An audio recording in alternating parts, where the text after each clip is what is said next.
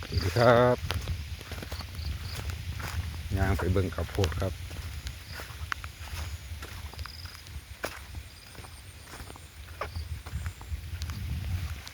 ฝนกระตกลิ้นอยู่ครับ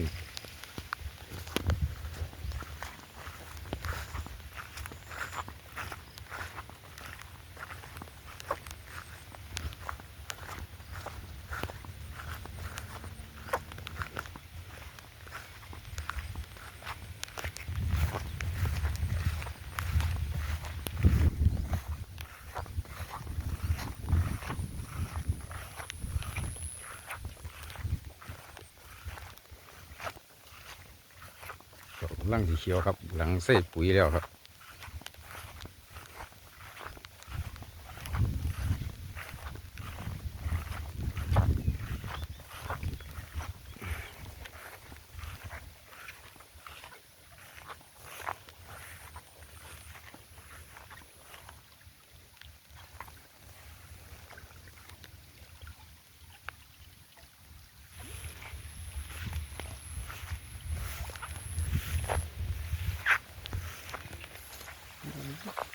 น้ำท่วมล่องไปครับ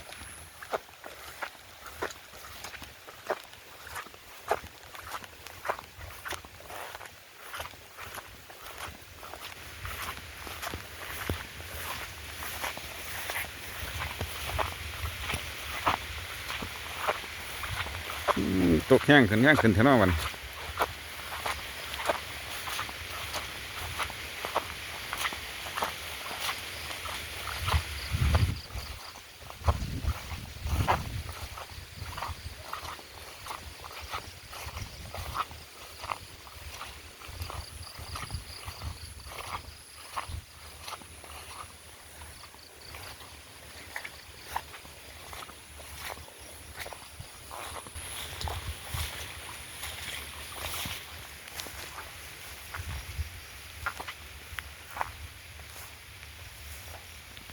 ลมแน่ครับ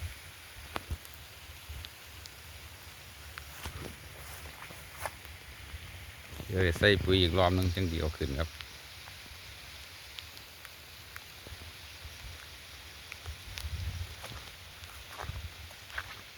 ขั้นเด็กกบยินเสียงเงามันหลายครับ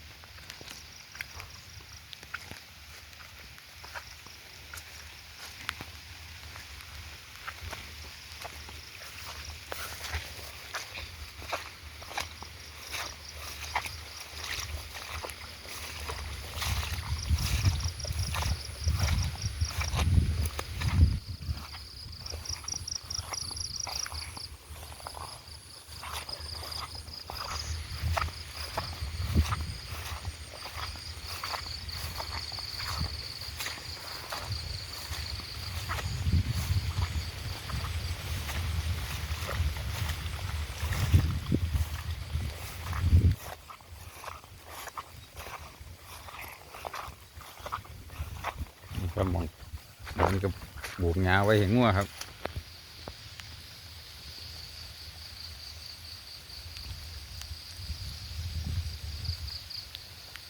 ครับคลิปนี้ไว้สำหรับครับคลิปหน้าจังว่ากันไหมครับ